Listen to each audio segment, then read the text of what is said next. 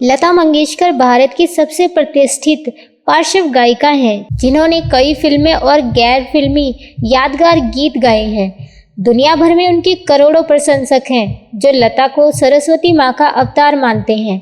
लता ने 1000 से भी ज़्यादा हिंदी फिल्मों में गाने गाए हैं। मुख्य तौर पर उन्होंने हिंदी, मराठी और बंगाली गाने गाए हैं। वे 36 से भी ज़्यादा भाषाओं में अब तक गीत गा चुकी हैं, जो अपने आप में एक कीर्तिमान है। लता मंगेशकर का जन्म 28 सितंबर 1929 को इंदौर में हुआ था, जो कि मध्य प्रदेश में है। वे पंडित दीनानाथ मंगेशकर और शेवंती की बड़ी बेटी हैं। लता के पिता पंडित दीनानाथ मंगेशकर एक मराठी संगीतकार, शास्त्रीय गायक और थिएटर एक्टर थे, जबकि माँ गुजराती थी। शेवंती उनकी दूसरी पत्नी थी। उनकी पहली पत्नी का नाम नर्मदा था, जिनकी मृत्यु के बाद दीनानाथ ने नर्मदा की छोटी बहन शेवंती को अपनी जीवन की संगिनी बनाया। लता के जन्म के समय उनका नाम हेमा रखा गया था, जिसे बाद में बदलकर लता कर दिया गया। ये नाम दीनानाथ को अपने नाटक भावबंधन के एक महिला कलाकार लतिका के नाम से सूझा था। लता के बाद मीना, आशा, उषा और हृदयनाथ का जन्म हुआ था। बचपन से ही लता को घर में गीत, संगीत और कला का माहौल मिला।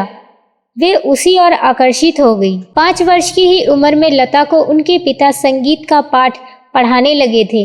उनके पिता के नाटकों में लता अभिनय करने लगी थी।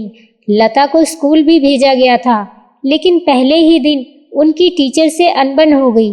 लता अपने साथ साथ अपनी छोटी बहन आशा को भी स्कूल ले गई। टीचर ने आशा को कक्षा में बैठने की अनुमति नहीं दी। इससे लता को गुस्सा आ गया और वे फिर कभी स्कूल नहीं गई। सन 1942 में लता मंगेशकर पर मुसीबत का पहाड़ टूट गया, जब उनके पिता की मृत्यु हो गई। तब लता मात्र 13 साल की थी। लता पर परिवार का सारा बोझ आ गया। नवयुवक चित्रपट मूवी कंपनी के मालिक मास्टर विनायक मंगेशकर परिवार की नज़दीकी लोगों ने लता का करियर गायिका और अभिनेत्री के रूप में संवारने में उनकी मदद की। लता को अभिनय करना पसंद नहीं था, लेकिन पैसों की तंगी के कारण उन्होंने कुछ हिंदी और मराठी फिल्मों में अभिनय भी किया, जिनमें मंगला गौर, माझी बाल, गजभाऊ, बड़ी माँ, जीवन यात्रा जैसी फिल्मों में लता ने छोटी मोटी भूमिकाएं अदा की। लता को सदाशिव राय नेवेरकर ने एक मराठी फिल्म में गाने का अवसर भी दिया, जो कि 1942 में दिया था।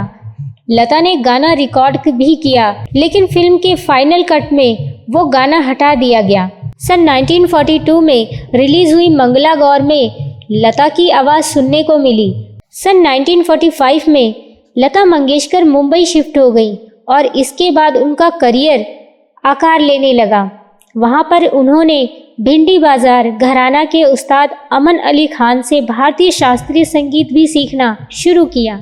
फिल्म बड़ी माँ में गाए भजन माता तेरे चरणों में और 1946 में रिलीज हुई आपकी सेवा में लता द्वारा गाए गए गीत पा लूंगा कर जोरी ने लोगों का ध्यान लता की तरफ खींचा। वसंत देसाई और गुलाम हैदर जैसे संगीतकारों के संपर्क में लता आई और उनका करियर भी निखरने लगा। लता के गुलाम हैदर मेंटर बन गए। वे लता को दिग्गज फिल्मों के निर्माता शशधर मुखर्जी के पास ले गए, जो कि उस समय शहीद नाम की एक फिल्म बना रहे थे। हैदर ने लता को लेने की सिफारिश मुखर्जी से की। लता को सुनने के बाद मुखर्जी ने यह कहते हुए लता को लेने से इनकार कर दिया कि लता की आवाज़ बहुत पतली है।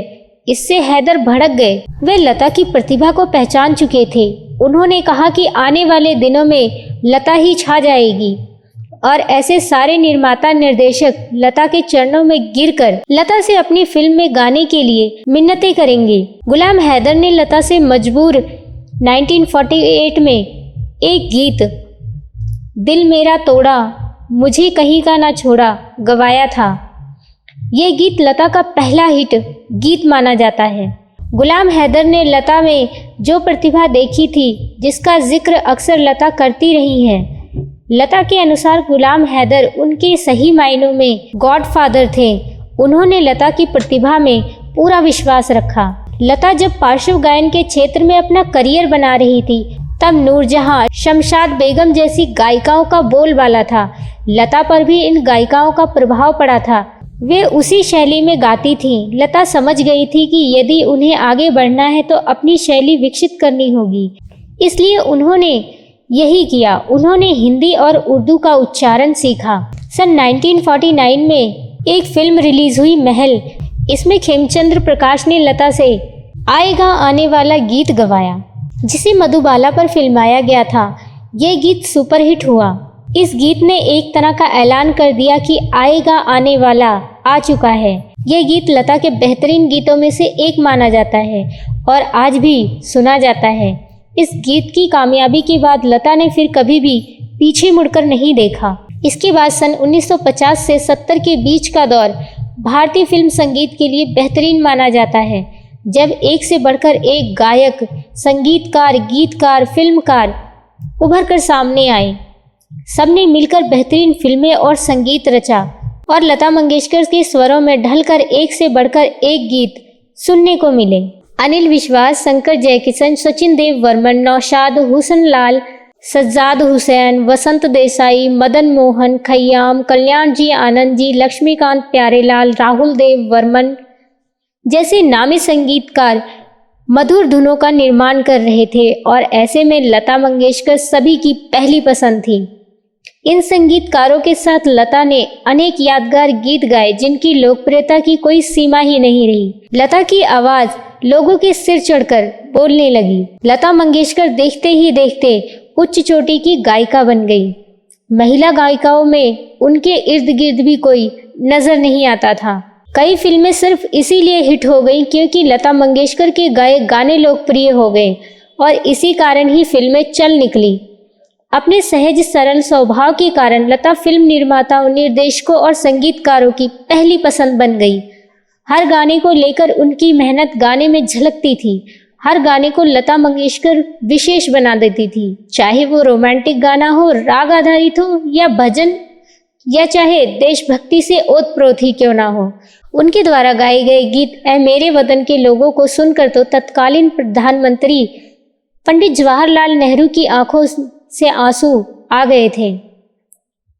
दीदार, बैजू बावरा, उड़न खटोला, मदर इंडिया, बरसात, आह, श्री 420, चोरी चोरी, हाउस नंबर 44, देवदास, मधुमती, आजाद, आशा, अमरदीप, रेलवे प्लेटफॉर्म, देख कबीरा रोया, चाचा जिंदाबाद, मुगले आजम, दिल अपना और प्रीत पराई, 20 साल बाद, अनपढ़, मेरा साया, वो कौन थी, आए दिन बहार के, मिलन, अनीता, शागिर्द, दो रास्ते, जीने की राह जैसी सैकड़ों फिल्मों में लता ने मधुर नगमे गाए। संगीतकार लता के पास कठिन से कठिन गीत लाते थे और लता बड़ी आसानी से उन्हें गा देती थी। राज कपूर, विमल रॉय, गुरुदत्त, महबूब खान, कमाल अमरोही जैसे दिग्गज फिल्मकार की पहली पसंद लता रही। सन 1970 में फिल्म संगीत में गिरावट का आना शुरू हो गया, लेकिन लता ने अपने आप को इससे बचाए रखा।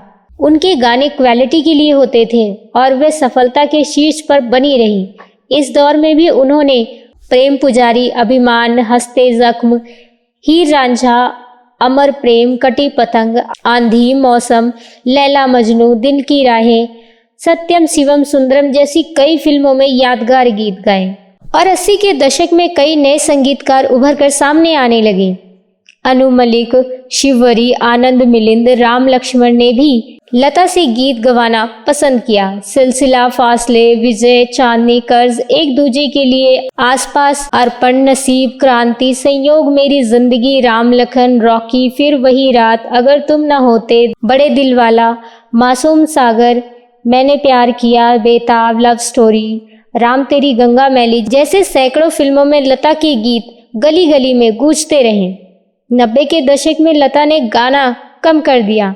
इस दौर में भी डर, लम्हे, दिल वाले, दुल्हनिया ले जाएंगे, दिल तो पागल है, मोहब्बतें, दिल से पुकार, जुबेदा, रंग दे बसंती, 1942, अ लव स्टोरी जैसी फिल्मों में लता के गीत सुनने को मिलते रहे। हालांकि वे समय समय पर कहती रहीं कि आज के दौर के संगीतकार उनके पास अच्छे गीत का प्रस्ताव लाते हैं तो उन्हें गीत गाने में कोई समस्या नहीं। लगभग 7 दशक से पहले फिल्में लता के गीतों से लकदक रहती थी। मधुबाला से लेकर माधुरी दीक्षित तक जैसी तमाम हीरोइनों को उन्होंने आवाज दी। लता की आवाज कभी भी किसी भी अभिनेत्री पर मिसफिट नहीं लगती। ऐसे में शाहरुख खान ने तो एक बार लता के सामने भी यह कहा था कि काश उन पर भी कोई लता जी का गीत फिल्माया जाता। लता मंगेशकर हमेशा अपने सौम्य स्वभाव के लिए ही जानी जाती हैं। तमाम फिल्म निर्माता, निर्देशक, संगीतकार, गायक, हीरो, हीरोइन सभी से उनसे पारिवारिक रिश्ते रहे हैं। दिलीप कुमार, राज कपूर, देव आनंद, अमिताभ बच्चन, यश चोपड़ा, राहुल देव वर्मन, किशोर कुमार से उनके घनिष्ठ संबंध भी रहे हैं। पीढ़ी दर पीढ़ी उनके संबंध मधुर रहे हैं। लता को हर किसी ने अपने परिवार का हिस्सा ही माना है। लता जी से विवाद के किस्से बहुत ही कम सुनने में मिले हैं। अक्सर सफेद साड़ी में नजर आने वाली लता ने विवादों से हमेशा अपने आप को दूर रखा है। सचिन देव वर्मन से जरूर एक बार उनका मनमुटाव हो गया था और दोनों ने 5 साल तक काम नहीं किया। टी रामचंद्र और ओपी नैयर से उनका छोटा मोटा विवाद रहा। हालांकि इन्हें विवाद की बजाय मनमुटाव कहना ज्यादा ही बेहतर होगा, जो कि आमतौर पर साथ में काम करने वालों के बीच होता ही रहता है। वर्ष 1962 में लता की जान लेने की कोशिश भी की गई थी। लता मंगेशकर को एक दिन सुबह उठते ही उन्हें पेट में जबरदस्त दर्द हुआ। उनकी हालत ऐसी थी कि अपनी जगह से हिलने में भी उन्हें दिक्कत होने लगी। लता को स्लो पॉइजन दिया गया था। हालांकि उन्हें मारने की कोशिश किसने की थी, इस बात का खुलासा अब तक नहीं हो पाया है। लता मंगेशकर की शादी नहीं हो पाई। बचपन से ही पारिवारिक बोझ उठाना पड़ा था उन्हें। इस दुनियादारी में वह इतना उलझ गई कि उन्हें शादी के बारे में सोचने की फुर्सत ही नहीं मिली। बताया जाता है कि संगीतकार श्री रामचंद्र ने लता मंगेशकर से शादी का प्रस्ताव भी रखा था, लेकिन लता जी ने इसे ठुकरा दिया था। हालांकि लता ने इस बारे में कभी खुलकर कोई बात नहीं की है, लेकिन बताया जाता है कि श्री रामचंद्र के व्यक्तित्व से लता बहुत प्रभावित थी और उन्हें पसंद भी करती थी। एक इंटरव्यू में श्री रामचंद्र ने कहा है कि लता उनसे शादी करना चाहती थी, परंतु उन्होंने इनकार कर दिया क्योंकि वे पहले से ही शादीशुदा थे। लेकिन रोचक बात यह है कि लता को इनकार करने की बात कहने वाले श्री रामचंद्र ने इस घटना के बाद अपनी एक अन्य महिला मित्र शांता को दूसरी पत्नी बना लिया था। खुद लता जी ने कहा है कि उन्होंने अब तक कितने गीत गाए हैं वह खुद नहीं जानती, क्योंकि उन्होंने कोई रिकॉर्ड नहीं रखा है। गिनीज बुक में भी उनका नाम शामिल किया गया है, लेकिन इसको भी लेकर खासा विवाद हुआ है। 25-30 हजार गानों की बात करना बेईमानी होगी। लगभग 5 से 10 हजार गीतों में लता ने अपनी आवाज दी है।